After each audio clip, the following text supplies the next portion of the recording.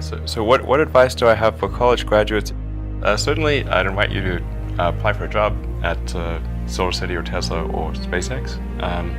And if not, then if that doesn't work for whatever reason, then apply to jobs at other companies in that arena, or try starting a company. If you study engineering and you figure out how to design new things, then it's relatively easy to start a company. You just need to get a few like-minded people with you. Although I have to say that the space business is quite hard to start a company in the space business because it's such a capital-intensive business. So it may be better to do something in solar power, or if you're going to do it in cars, do it as kind of a component supplier for cars or something like that. Musk has college degrees in business and physics, but SpaceX is his first venture in aerospace. How did you get the expertise to be the chief technology officer of a rocket ship company? I do have a physics background. That's helpful as a foundation. And then I read a lot of books and talked to a lot of smart people.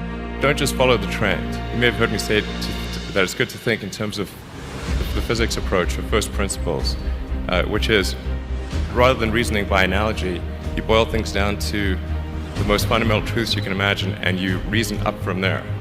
And this is a good way to figure out if something really makes sense, or if it's just what everybody else is doing.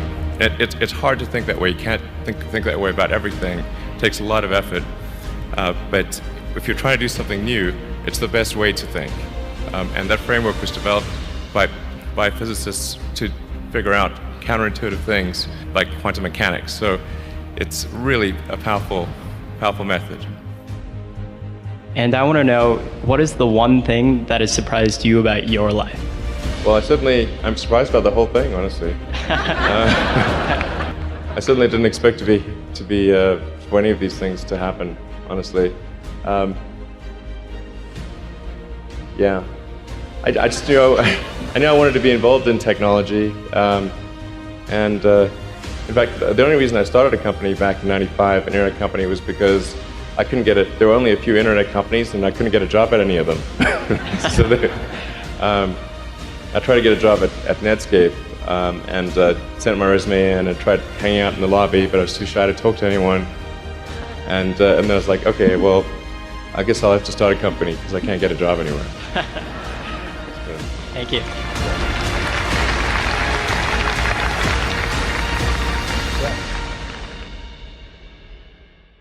In fact, I think I feel fear quite strongly. But if what we're doing what I'm doing I think is important enough, then I just override the fear. Mm-hmm. So, but it's not as though I feel like more strongly than I would like. What drives you? What is it that when you wake up in the morning, do you see a problem and you want to solve it? The thing that drives me is that I want to be able to think about the future and feel good about that. We're doing what we can to have the future be as good as possible. To be inspired by what is likely to happen, and to look forward to the next day. So that's what really drives me is trying to figure out how to make sure that things are great and going to be so, and that's the underlying principle behind Tesla and SpaceX. Is that I think it's pretty important that we accelerate the transition to sustainable generation and consumption of energy. It's inevitable, but it matters if it happens sooner or later.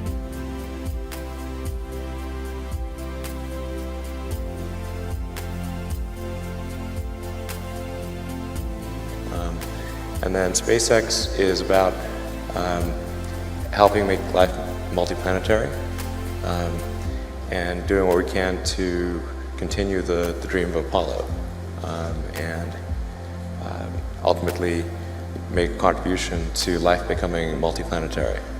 Let's talk a little more about that. I think everyone very interested in that when you say making life multiplanetary. Yeah, that's exciting. It is exciting. So what's your vision there? You know, I think, you know, particularly for Americans, you know, like you think about America is a nation of explorers. People came here from other parts of the world that, you know, chose to give up the known in favor of the unknown. So I think exploration, like I think the United States is a distillation of the human spirit of exploration, so that's why it appeals to Americans so much.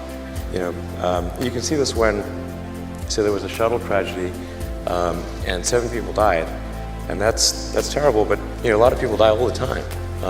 But why do we care so much? Because it was the dream of exploration that was dying along with those people. That's why. I mean, I thought both Tesla and SpaceX would fail at the beginning. You saw it? Yeah, sure. Really? Of course. But nevertheless, you put all your money in that. I expected to lose it. Well, technically, what I thought was, well, I'll take half the money from PayPal, and if I lose half of it, that's okay. But then, of course, the companies encounter difficulties and then have a choice of either let the company die or put, you know, all the money into the companies. And so I really didn't want the companies to die, so I put all the money in the companies. Yeah. And then I had to borrow money from friends to pay living expenses. Yes. You know, just looking just for evidence of exceptional ability. And if there's a track record of exceptional achievement, then it's likely that that will continue into the future.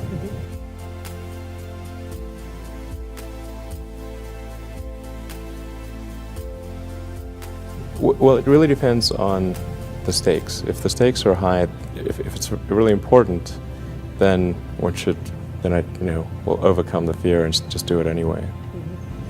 But essentially, I mean, I just drive overrides fear, but I feel the fear. It's kind of annoying. I wish I didn't. Okay. I wish I felt it less.